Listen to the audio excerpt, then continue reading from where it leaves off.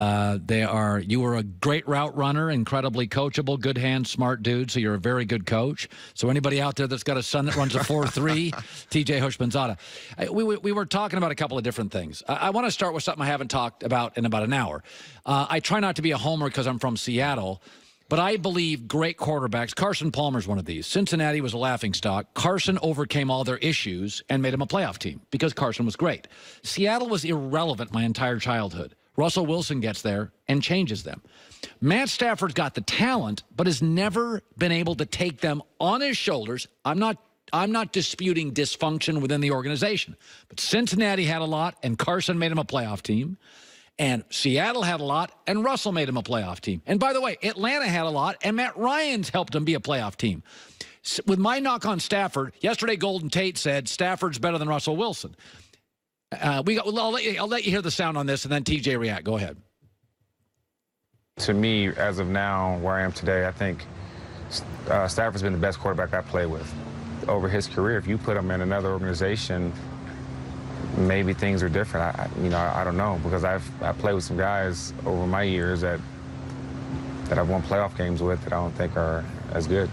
Just a shot at Russell Wilson. What do you make of What do you make of that comment? Well, there could be some history between Golden Tate and Russell Wilson. I think there is. That's almost a fact. There's some type of history, some bitterness that they have with each other. Yes. But I will say this. For the last couple weeks, I've been out working with my guys, and Stafford has been there.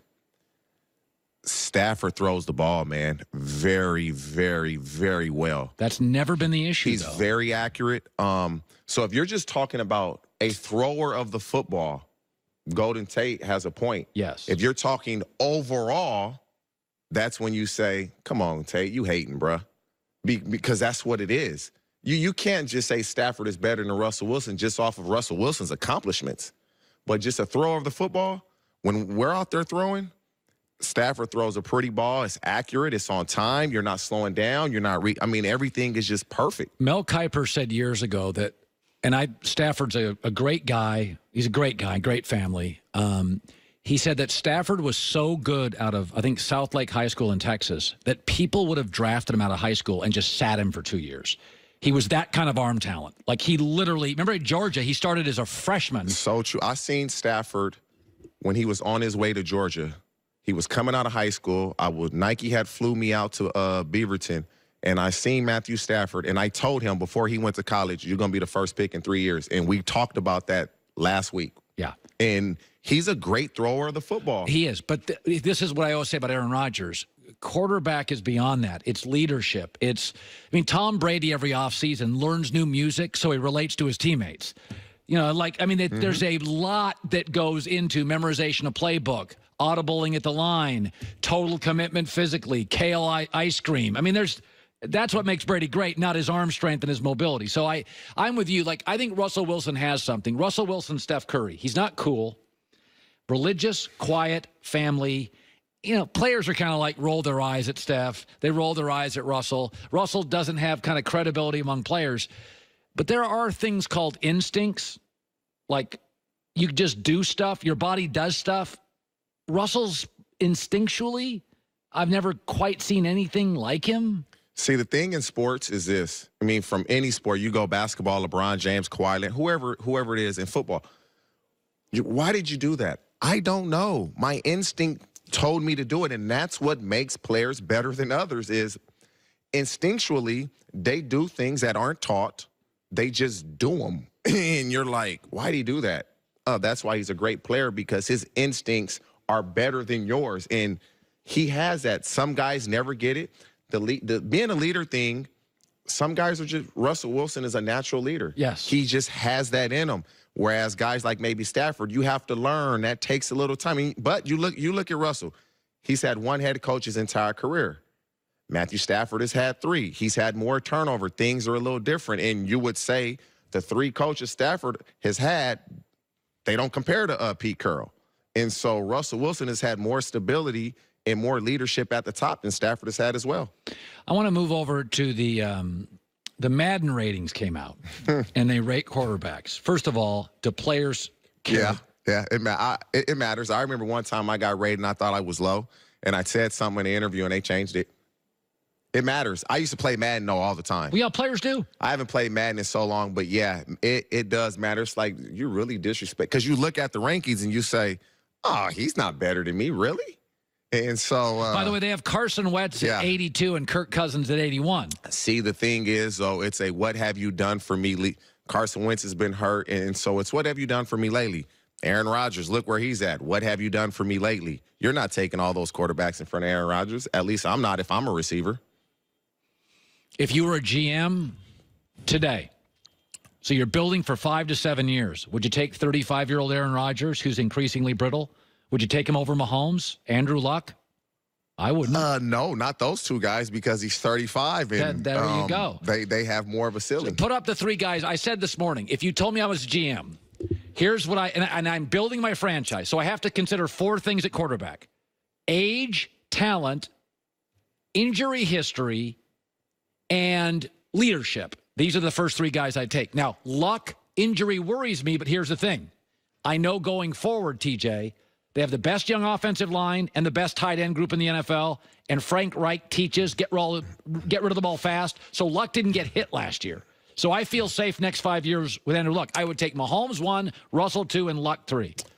I would put a question mark on Andrew Luck just because of his injuries, but if everybody's healthy, then you're right. Looking at that list, I think they kind of hated on Ben as well. I think Ben should be higher on the Madden ratings as well. I think Ben is underrated, man. Well, he's old. He has little issues with the leadership, but yeah, little. You talk about him playing on the field, he's underrated. He's underrated. What do they have him here? They have him in an 85. They have him lower than Matt Ryan. That feels underrated to me. Big Ben is he's better than that. Yeah, he is. By the way, sounds crazy. Sometimes I say stuff sounds crazy. But the NFL is not the NBA. In the NBA, there's just certain guys you got to keep. You just do stuff nobody else. You can't get rid of Klay Thompson. 6'5", shoots threes. You got to sign him. Take away a handful of quarterbacks. The NFL's always been about, sometimes you have to let go of great players because salary cap, we've got a young guy that's 85% of him. Our offense changed with a new system. This tight end doesn't work with this coach. I would consider Zeke now 2 years out is privately telling people I'm going to hold out. 2 years out. Also, I have to deal every offseason with a legal issue. I'd move him. I would not. The only thing that concerns me is what you said, the legal issue. Like the thing with the security guard, that's not a big deal. That's happened a lot with many of athletes before cameras were everywhere. Yeah. I didn't think that was a big deal. You don't know what was said. Dude is making a big deal. He bumped you. Get over. Like, come on, man. He didn't assault you. That does concern me, the off-the-field stuff. Like, once you've been in trouble once or twice, hire security everywhere you go. It's a lot cheaper to hire security than it is to get an attorney. Hire security. You're going to spend more money on an attorney when you get in trouble. You could get a haul for Zeke. and so touchdowns are down. He's going into his 4th year. Like, he has 4 really, really, really strong years left. Are we sure? Yes. You can't practice. You can't hit. You can't go 2-a-days. The game is so different now. Like, the rules of, running backs get old after. The rules are so different now. They get hit in the game, but in practice, there's no contact. You can't practice double days in training camp anymore. It's just so. We did Oklahoma's a 3rd day every year in Cincinnati in training camp. He was like, oh, man, I'm about to get a headache today. You didn't even want to do it, but you got to do it. And so it's just so different now. I'm not trading him. If he holds out, he holds out. Now, if he holds out and it becomes a problem and I can get some things for him like the Vikings did for Herschel Walker, hey, then we'll move him. But I'm not looking to trade Ezekiel Elliott. All right. I just, sometimes I think all things should be considered. Outside of a franchise quarterback, I'm not moving Deshaun Watson. I'm not moving Baker Mayfield in Cleveland. I'm going to sign him for a bunch of contracts. Last year, what were we talking about? By the way, Baker's not my cup of tea, but Cleveland should sign him. Huh? Last year, we were saying if Dak Prescott got $25 million a year, he hit the lottery. The Cowboys would love to pay him $25 million a year right now.